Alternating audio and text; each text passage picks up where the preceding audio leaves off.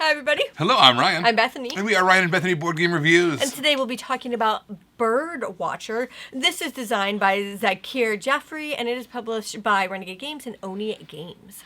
All right, so it seems to me that birds are the flavor of the month. There are so many bird games out there, and you know what? I'm fine with that. I love bird themes. I love nature themes. You know, I felt like when everyone was doing zombie games or whatever, I got really sick of those really quick. But I'm not getting sick of nature themes. So bring them on. All right, so this game, you are taking the role of bird watchers. You're trying to find all these different birds. Specifically, these are the birds of paradise. So it's kind of this very, very selected niche group of bird watching. These gorgeous and crazy birds of paradise. So yeah, what we're going to do is we're going to try to find as many as possible, and let me show you how to play. All right, here's our setup for Birdwatcher. We've got two main boards here, which represents three locations. At the top here, we have the Academy, which is where you're going to get your publications. We also have the Jungle, where all our birds are going to populate. And then we have the Clearing. This is where the birds are going to run into, where we're going to be able to take pictures of them. Every player also has their own starting board, and we're going to be randomly dealt 4 cards at the beginning of the game. When you're drawing bird cards, there is some information on these cards. So basically, this tells you how many different kinds of those birds are in the game. So there's 7 of these greater birds of paradise in this deck. This also tells you how many victory points you're going to get based off of how many you have in a row. If you have just one of them, it's worth 2 points. 2 is worth 9. If you get the third one, it's worth 15 points, which is the goal. It's what you want to accomplish. So what you're going to do on your turn is you have all the actions listed over here on your player board. The big one you want to do is you want to take photos. Photos is what allows you to put birds down below into your photo journal. You're generally trying to create sets of them in a row. So right now we have a couple of these blue birds of paradise, one there and one there. What we want to do is we want to get those together. So let's say we want to take a picture of this. So we take a picture of our blue bird of paradise. We're going to put it on the leftmost part of our photo journal. But you know what? That also is going to scare birds away. So you have to take one other card out of your area and put it into the clearing. So let's get rid of this card. We're going to put it sideways to show that it's been startled this round. You cannot pick up a startled card. You have 3 actions every turn, so you can do that again. So let's take another picture of another blue bird of paradise. We're going to overlap it. We have to keep our cards in order.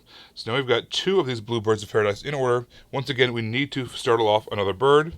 We're going to put it off over to the side. You cannot take pictures of startled birds. You cannot gather those. Another action you can take on your turn is you can run into the jungle. When you do that, all the birds that are in the jungle get moved down into the clearing, and then you replenish with new cards. You can kind of put those out there however you want in the clearing, but you always have to, if there's an open spot available, you have to put them there, and you cannot place on top of startled birds. At the end of your turn, however, the startled birds do become unstartled, and they can be gathered and taken pictures of again. You may notice when you're refilling the jungle that some of these cards have different backs to them. Those are unique birds that are a little bit more special. Those that have less to do about set collection, they're just strong by themselves. This is 7 points. Some of them even have special abilities to go along with them as well. There's another one of our blue birds of paradise, so we're going to try to grab that at some point. So how do you attract birds over to your tree? Well, the next action is called Bird Call. Simply what you're going to do is you are going to name a bird, and all of the birds of that type are going to go over to your area. They even have the little bird calls in there. So if we were to do, for instance, this standard winged bird of paradise, it says, I don't know if you can read this here, it says, Wark. So that's the call of that bird. We're going to put it over in our jungle, or over in our tree. And guess what? There's another one over here in the jungle as well. So we're going to get 2 birds with 1 bird call. The next action we're going to talk about is called the Zoom Lens. This is going to take up 2 out of your 3 actions on your turn. What you're going to do basically is you're going to add a bird from another player's tree into your photo journal. So every player's going to have a setup just like ours, where they have birds at the top, which is their tree, and birds down below, which is their photo journal. So you're going to be able to take one of the trees from up above, from their side, and put it down below onto your side. But it's not all bad for them. One of the birds from your tree you're going to give to them for free, and then also they get to draw a card from the deck. So it's not like they're completely out of birds. They're actually going to have a net gain of birds, but probably not the exact ones that they were hoping to have before. All right, the last action I want to talk about is the publication. So basically, those are going to be different special abilities and scoring opportunities for you at the end of the game. It's going to take 2 actions as well, just like the Zoom Lens did, and you're going to take one of those and put it in your journal. There may be some victory points on the card. Also, there's going to be some of these little book symbols. There's going to be points awarded for those books as well. And you're going to have a special ability or some kind of a scoring parameter that's going to help you out as well. So that's really the gist of the game. You're trying to attract as many birds to your tree as possible, take pictures of them, put them down below, score these different sets of birds, as well as publish some publications that are going to get some extra abilities as well. The game is going to end based off the number of players and how many pages you have in your photojournal. For instance, in a 4-player game, you have 12 pages in a photojournal. It's going to trigger at the end of the game. Or in a 2-player game, having 16 cards or 16 pages in your photojournal will trigger at the end of the game. So you're going to count up all your points at that point. The points are going to come from a variety of places. Obviously, your sets. For instance, over here we have 2 sets of those, or 2 pairs, or 1 pair of this blue bird of paradise. So it's going to be worth 6 points. Also, some of these cards have bugs on the bottom of them. Like, for instance, this black sicklebill bird has this kind of moth symbol on it. If you were to put that into your photojournal, you'd be able to take a token as well that matches that symbol and put it into your area. At the end of the game, the more unique symbols you have, the more points you're going to get. So, for instance, if you have all 5 of those different tokens, it'd be worth 15 points, which is great. You're also going to add in all your publication points. There's going to be some species awards. For instance, whoever has the most amount of black sicklebills is going to get 7 points. Whoever has the second most amount of black sicklebills is going to get 3 points. And then also there's a bonus for having a variety of birds as well. At the end of the game, whoever has the most points wins.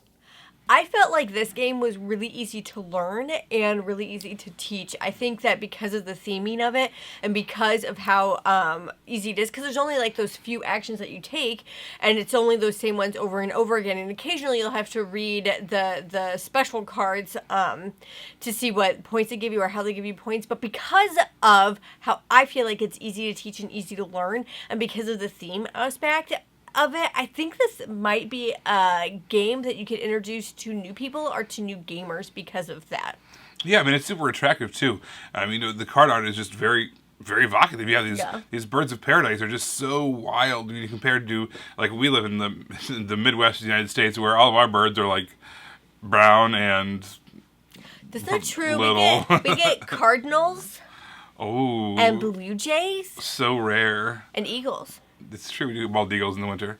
But the point is, these are extremely exotic for us, so it's just so cool to see all these the artwork on these cards, too. And on top of that, all the cards tell you a little bit about each bird, too, which I love it when games do that, is give you kind of a little bit of education behind it. It's not an educational game, per se, but it has those educational aspects that you can take away from it if you want to.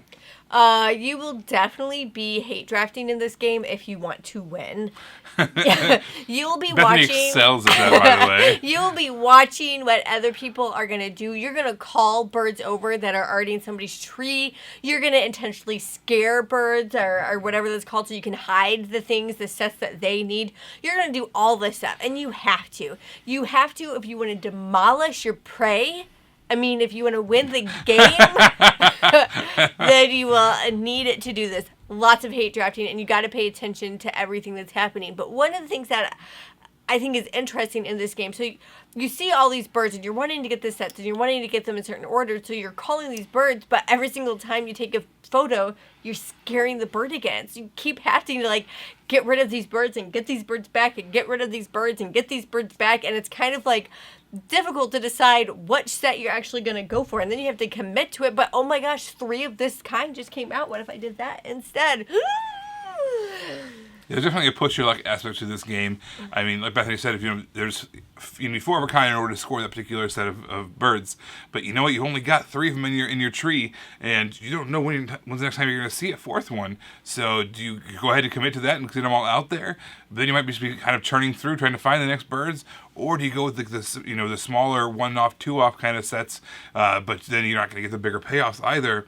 Or do you go for the special abilities and different things too? Then you have those publication cards as well. Those are fantastic. They give you lots of points. They take 2 of your actions, but at the same time, that might be worth it because they give you a lot of points in return. One thing I do want to talk about is the bugs. On the bottom of some of these cards, there are these bug symbols. It's a set collection mechanism where the more you collect of these, the bigger variety of bugs you collect, the more points you're going to get. However, in our experience, in all of our plays, it felt very, very secondary to me. Oh, yeah. Wasn't even thinking about it. Sometimes we would forget to take the bugs. We just forget to take the tokens at all Yeah. because that's not the point of what we were doing. And so the birds were the important thing. You needed to have those birds laid out in a certain order. So you'd be going for those no matter what no matter what the bug was. If you didn't have a bug, you didn't care. If you had a bug, fantastic, wonderful, great. And so at the end of the game, you're scoring up, and then all of a sudden you're like, oh yeah, by the way, I have this bonus of bugs. But I didn't really feel like I earned it Yeah. in any kind of a way. Just like it just happened. Yeah, and you can use the bugs. You can like cash in 2 bugs to get extra turns. I don't think we ever did that because Yeah, we kept forgetting to take the token. Yeah, the bugs were it's kind of a weird secondary thing to me. We're probably doing that part a little bit wrong. We undervaluing them, Yeah. but at the same time, it just felt to me like the birds is where the points are at. So this I thought was a fun little mean game, and once I understood it was a fun little mean game, I really enjoyed it. Yeah, Bethany was definitely taking advantage of a lot of the, calling the birds out of my tree, those kinds of things. That's a really fun mechanism that you can do. It costs extra actions, and, I still get rewarded with extra Worth cards. But No regrets. okay. So yeah, I thought that this game was, you could play it how, mean or not, but if you're not playing it mean, you're missing out on a little bit of fun and probably some points too. Well, everybody, I want to know, let us know in the comments below, what's the ugliest bird in your area? Right? We're talking about all these beautiful birds, and Ryan thinks that all of our birds are super boring. Which kind of barn swallow do you like, Yeah, so let us know in the comments below what you consider to be like just a super boring bird in your region. I'm really, really curious to know. Until then, make sure to subscribe to us so you can see our videos as they come out, and you can find us in all of these places. You guys, thanks for watching, and we'll see you next time. Bye.